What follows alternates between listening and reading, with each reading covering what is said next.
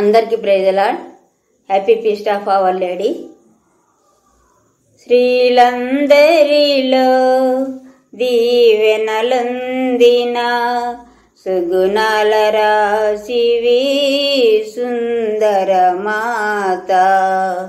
శ్రీలందరిలో దీవెనలందిన సుగుణాల రాశివి సుందర మాత. స్త్రీకును నీకును వైరమును తును స్త్రీనిదు శిరసును అనుగగద్రోకును. స్త్రీకును నీకును వైరమును తును స్త్రీనిదు శిరసును అనుగగద్రోకును అని చెప్పు దేవుని వాక్కుని యందు. అని చెప్పు దేవుని వాక్కుని యందు. ఘనముగా నెరవేరే గనురాల ఘనతుందు. ఘనముగా నెరవేరే గనురాల ఘనతుందు. శ్రీలందరిలో దీవెనలొందిన సుగుణాల రాశివి సుందర మాత. మరితెలను గురించి నా సాక్ష్యము నేను చెప్పగలుగుతున్నాను. 1995 సంవత్సరం నేను అక్కడ వైలఫ్లో నేను హాస్పిటల్లో పనిచేస్తున్నాను. అప్పుడైతే మే నెలలో మరితెల గురించిన జపమాల చెప్తారు. ఆ నెలంతా మొత్తం ఎందుకంటే అక్కడ జపమాల రాజ్ఞి చర్చి కాబట్టి మే నెలంతా జపమాల చెప్తారు. అయితే కానీ నేను జపమాలకి వెళ్ళేదాన్ని కాదు, జపం చెప్పేదాన్ని కాదు. ఎందుకంటే మరితెల పట్ల నాకు అంత విశ్వాసం లేదు. ఎందుకంటే మేము ప్రొటెస్టెంట్లు కాబట్టి, క్యాథలిక్ కాదు కాబట్టి నాకు అంతగా నమ్మకం లేదనమాట. అందుకు నేను జపదండ చెప్పేదాన్ని కాదు, మరితెల్లి పాటలు పాడేదాన్ని కాదు, అట్లా ఉండేదాన్ని. అయితే ఆ రోజు మే 31కి అందరూ బెనడిక్షన్కు అందరూ ప్రొసెషన్కి వెళ్ళిపోయినారు. అందరూ ప్రదక్షిణగా అక్కడ గిరినగర్ నుంచి అక్కడ దేవమాతను ఊరేగింపుగా తీసుకొని వస్తారు. అప్పుడు అందరూ వెళ్ళిపోయినారు. నేను ఒక్కదాన్ని పోలేదు. క్యాంపస్లో అందరూ వెళ్ళిపోయినారు, ఎవరు లేరు, నేను ఒక్కదాన్ని ఉన్నాను.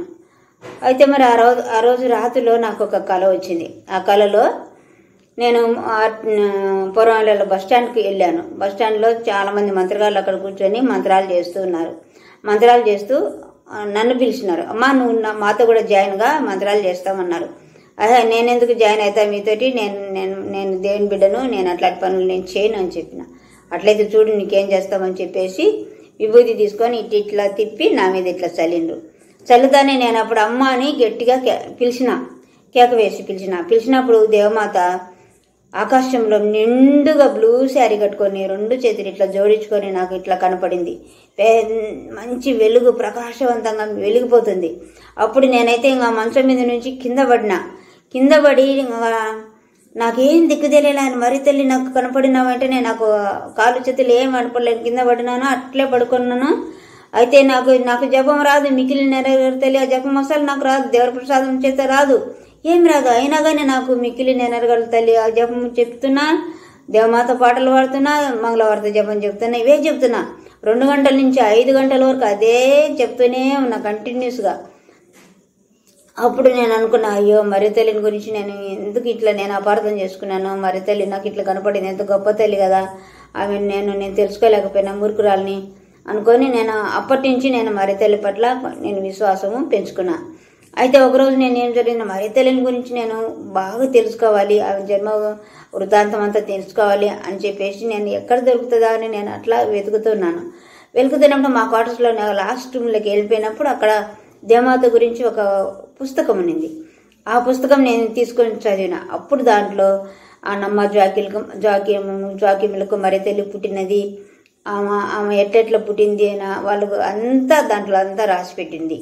అబ్బా ఎంత గొప్ప ధన్యత. నేను మరితల్లిని గురించి నేను చదువుకున్నాను. చదువుకున్న తర్వాత నాలో విశ్వాసం భక్తి కొంచెం బాగా పెరిగింది అనమాట.